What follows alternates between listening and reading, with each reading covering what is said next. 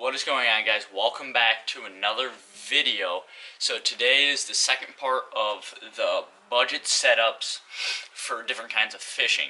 So today we're on finesse fishing. So today we're just basically going to be talking about spinning gear. And finesse fishing is when I'm talking about fishing weightless lures and stuff. Quarter ounce is max weight, and less is what I call finesse fishing, unless you're talking about drop shot fishing and other stuff like that. So when you're finesse fishing, you're really looking for a couple different things.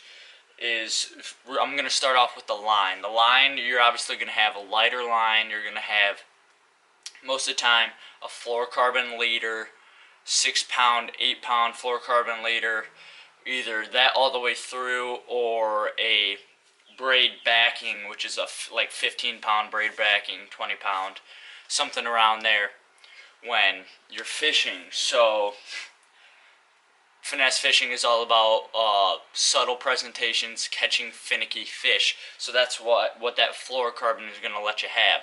And most of the time you're going to be using small hooks, so you're going to want no stretch, and you're going to want good feel and less visibility for the fish. Then going on to the reel, you're going to want a spinning setup. And spinning, the only thing I look for in a spinning reel is line capacity, because most of the time when you're fishing, you don't want to spook the fish, so you're bombing casts out there. So you want some good line capacity on your spinning reel, and that's really important. I really don't have this is my really only spinning setup, and it's not a great one. This reel is like 3 years old, and this rod, I broke my nice rod, so I'm just using a junky rod right now. But for the rod, let's get into the rod now. You're gonna want, I'd go 6'10", 6'10". 7 foot's good, but that could be long for different things you're using. 6'6", a little short, so I'd go 7'10". That'll give you enough castability, really launch them out there with a good spooled reel. And make sure it's medium, because you don't want to rip them hooks out of the mouth. Can't talk. For the long cast and getting the hook sets a long ways out, so you want a large backbone to hook it in, but a softer tip. So then pretty much that is why you want a longer rod. And good feel, so medium, real line. So it's pretty simple when breaking down finesse fishing. So it's really what I stick to. I fished finesse a ton when I was younger. Don't really do a ton of finesse fishing. I try to stay away from that, but sometimes that's the only way you're going to get bit. But it's something some people really like to do, and some people don't like to do. I like using moving baits and catching fish and firing fish up instead of fishing slow and wasting time, but sometimes you have to waste that time because that's all the fish will eat. And talking about other, what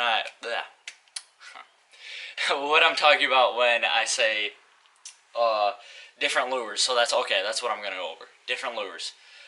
So most of the time it's going to be soft plastics. Check out Baitmate, Sense, put them in all your soft plastics. Guarantee you'll get more fish, you'll catch more fish, get more hookups, and they will hold on to the bait longer, and you won't have that scent of your hands on there. So that is why you're going to want to check out Baitmate, link in the description. Like always, check them out on all their social media pages. So that's why. So you're going to be using smaller hooks, you're going to be using weightless hooks like wacky worms. You can throw those on bait casters, but you know, I know most people use spinning rods. They're spinning setups. So you're using finesse worms, really small stuff, drop shots. Drop shots really key bait finesse fishing. It keeps the bait in the strike zone. It's subtle. Fish can key in on it. Okay, key in on it. And it's really good bait for smallmouth fishing too, and that's like one of the great ways. And tubes, fishing tubes, weightless tubes or weighted tube, are really good. fishing finesse. And those are basically some of the baits. Anything weightless, I'd say, is a finesse lure. You can throw finesse crankbaits, which are really small, going after smaller fish. But you can get big bites on finesse gear, tubes and all that. Smallmouth, big smallmouth, I'll hit that. But that's really what I look for. Some of the baits, some of the real finesse fishing. I keep it really simple compared to all my bait casting gear, because it's going to be important if you're a tournament angler or just want to get bit on a day. But that's going to be really important. So you're definitely going to want a finesse fishing setup, and you're going to want a budget setup that you can fish the whole array of baits. And I only have one. It's not really perfect. I got a good reel on there. The rod is only 6 foot, but 6'10" is what you're going to want.